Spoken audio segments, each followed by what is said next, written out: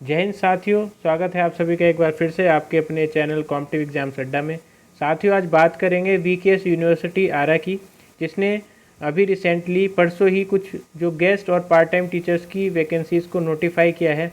तो देखिए इसमें कौन कौन सी कितनी वैकेंसीज़ रहने वाली हैं, किस किस सब्जेक्ट में रहने वाली है, साथ ही फॉर्म आप कैसे फिल कर सकते हो, इसके अलावा क्या जो पेमेंट रहेगा, अगर आप सिलेक्टेड हो जाते हैं तो क्या पेमेंट आपको मिलेगा, क्या एलिजिबिलिटी क्राइटेरिया है, उन सब चीज़ों के बारे में हम डिस्कशन करेंगे।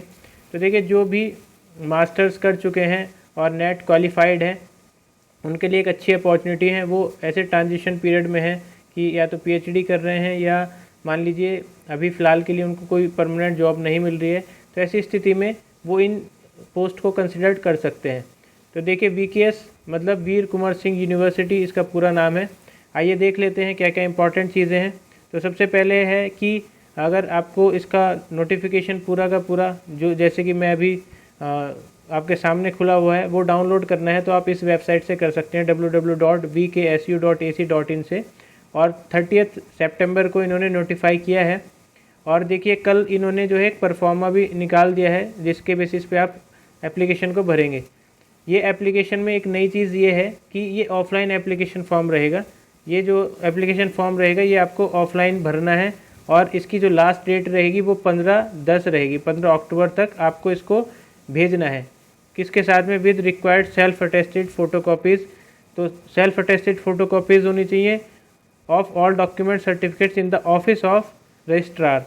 तो देखिए, रजिस्ट्रार जो है, रजिस्ट्रार को ये भेजना है वीकेएस यूनिवर्सिटी आरा के, और ये 5 बजे तक उसको पहुंच जानी चाहिए। कौन सी डेट को? 15/10/2022 तक 5 बजे तक ये रिसीव हो जानी चाहिए एप्लीकेशन रजिस्ट्रार द्वारा। देखिए, ये जो आपको भेजनी है स्पीड पोस्ट या रजिस्टर्ड पोस्ट के द्वारा आपको भेजनी है। ओनली लिखा है यहाँ पे। तो any kind of delay even postal delay will not be entertain in any case. तो ये इसमें इनका कोई वो नहीं रहेगा रोल। अगर आप मान लीजिए पोस्टल डिले की भी बात करते हैं तो इसके लिए इन्होंने पहले लिख दिया है कि कोई भी जो डिले एंटरटेन नहीं किया जाएगा इस केस में। इसके बाद में देखिए दोस्तों, कौन कौन से सब्जेक्ट्स हैं और कौन कौन सी कैटेगरीज़ में कितनी पोस्ट रहने वाली है, ये मैं आपको बता दूं। सबसे पहले तो आप ध्यान दीजिए कि ये गेस्ट और पार्ट टाइम टीचर्स के लिए, ये परमानेंट पोस्ट नहीं है, तो इस बात का आप बिल्कुल ध्यान रखेंगे।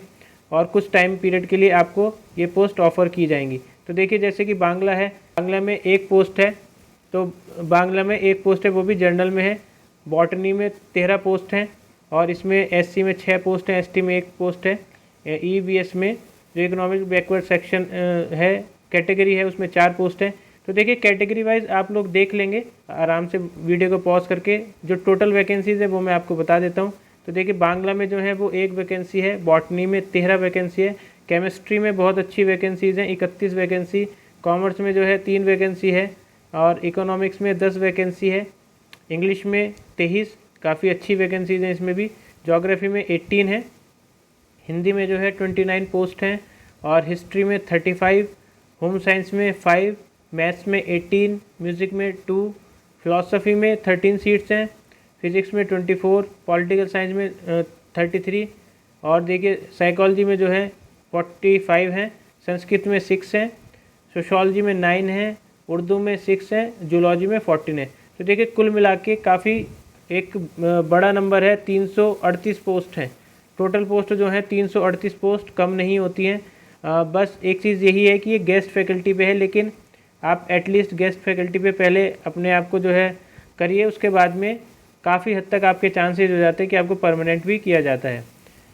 तो देखिए, इसमें जो है और चीज़ें हम जान लेते हैं। एसेंशियल क्वालिफ़िकेशन जैसे कि होती है कि आपकी मास्टर्स डिग्री 55% मार्क्स से होनी चाहिए। जिस भी कंसर्न सब्जेक्ट के लिए आप भर रहे हैं उसमें 55% मार्क्स आपके मास्टर्स में होने चाहिए, या कोई भी जो अलाइड सब्जेक्ट है या रेलिवेंट या कंसर्न सब्जेक्ट है उसमें आपका होना चाहिए। मान लीजिए आप केमिस्ट्री में फॉर्म फिल कर रहे हैं, तो केमिस्ट्री से रिलेटेड जो भी कंसर्न रेलिवेंट या अलाइड सब्जेक्ट्स रहेंगे उसमें आपके 55% मार्क्स होने चाहिए।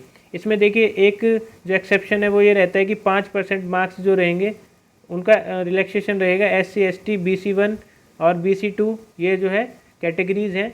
बिहार में जो है BC1 BC2 जो है कैटेगरीज़ के बेसिस पे जो है आपको रिलैक्सेशन मिलेगा 5% का।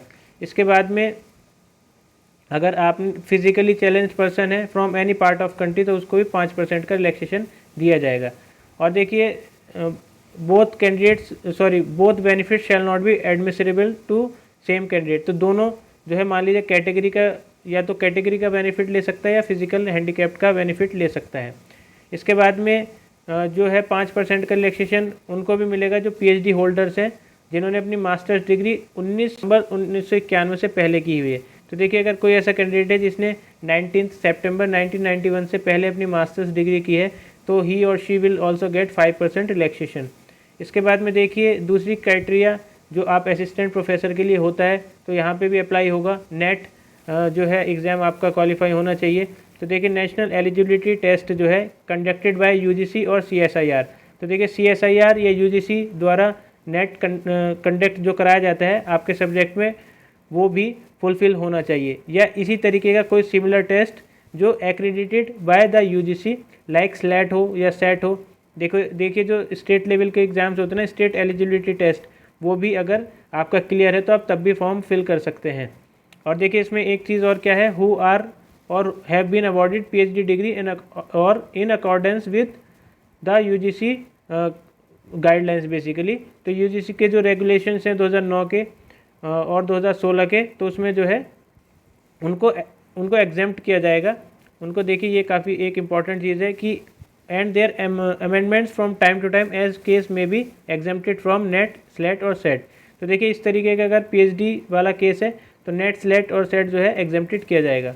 इसके बाद में देखिए इसमें कुछ और और कुछ जो रेगुलेशंस हैं वो आप देख लीजिएगा, इतने इंपॉर्टेंट नहीं है ये। पर्टिकुलरली 2-4 केसेस ऐसे मिलेंगे तो वो लोग जो भी हैं वो अपने हिसाब से पढ़ लेंगे इसको। तो बेसिकली पीएचडी की बात हो रही है कि पीएचडी रेगुलर मोड में होनी चाहिए, 2 एक्सटर्नल एग्जामिनर्स होने चाहिए और ओपन वाइवा होना चाहिए। तो ये सारी चीज़ें जो है आपको पता होनी चाहिए। Publish 2 research papers from PhD work, ये सब जो है पीएचडी वाले जो भी कैंडिडेट्स हैं जिन्होंने इस तरीके से किया हुआ है वो देख सकते हैं। इसके बाद में देखिए दोस्तों एक चीज़ और है कि जिन भी सब्जेक्ट्स में नेट स्लेट या सेट नहीं होता है यूजीसी द्वारा या सीएसआई द्वारा, तो उसमें जो है ज़रूरी नहीं है कि उसमें आपको ज़रूरत पड़ेगी नेट स्लेट या सेट की।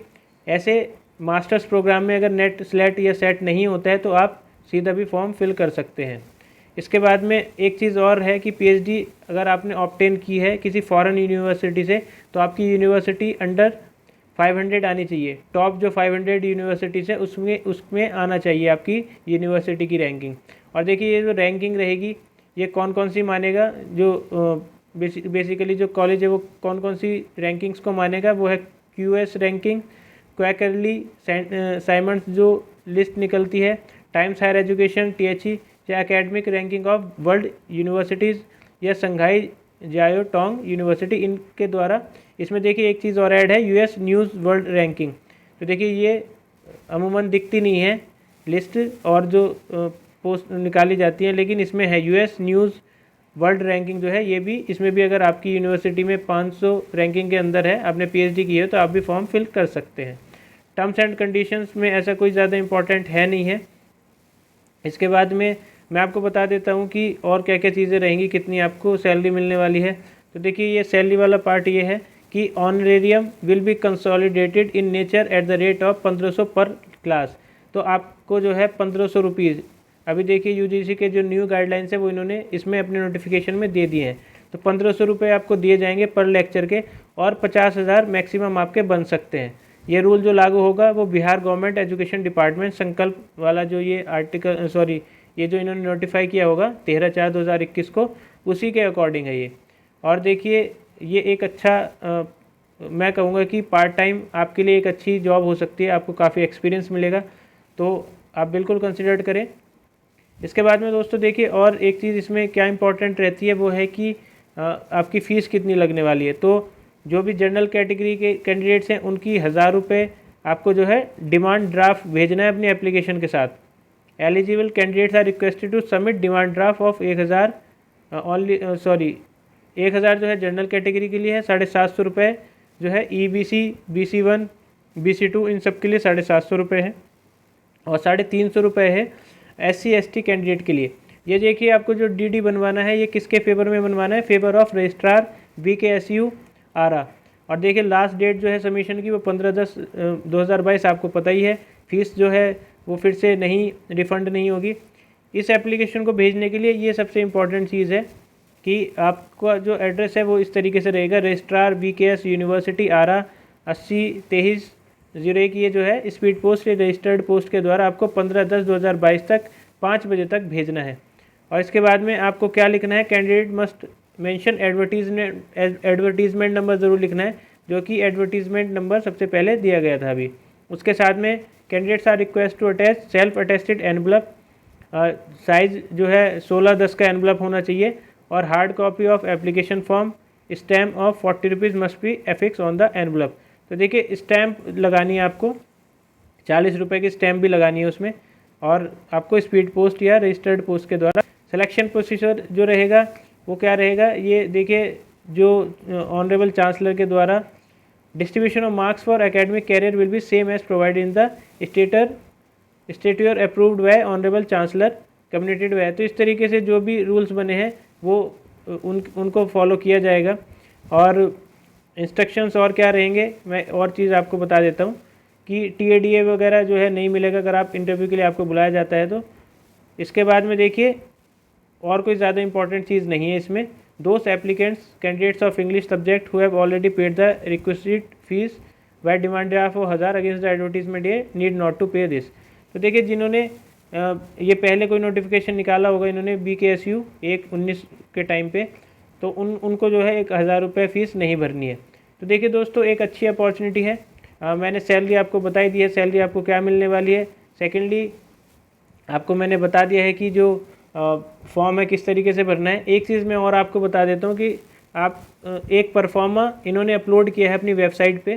तो देखिए आप VKSU की वेबसाइट पे जाएंगे जो मैंने सबसे पहले मेंशन की थी, वहाँ पे एक आपको परफॉर्मा मिल जाएगा। उस पूरे परफॉर्मा को आपको भरना है। उसके साथ में जो भी आप उसमें डिटेल्स लिख रहे हैं उन डिटेल्स की सेल्फ अटेस्टेड कॉपीज़ आपको उस फॉर्म के साथ ही DD के साथ में भेजनी है, जो 1000 या 750 रुपये की जो भी आप DD बनवाएंगे, और उसके बाद आप उसको भेज सकते हैं। तो इसके बाद में मुझे नहीं लगता और कोई डाउट रह गया होगा आपका। अगर फिर भी कोई डाउट है आपका, कोई हेल्प चाहिए इससे रिलेटेड, तो आप बिल्कुल कमेंट सेक्शन में जो है बिल्कुल लिख सकते हैं और आपकी बिल्कुल हेल्प की जाएगी। साथ ही जो भी लोग इन चीज़ों में इंटरेस्टेड हैं या आपके कोई भी करीबी भाई बहन हैं उनको बिल्कुल ये शेयर कीजिए और चैनल को सब्सक्राइब कीजिए। Thank you.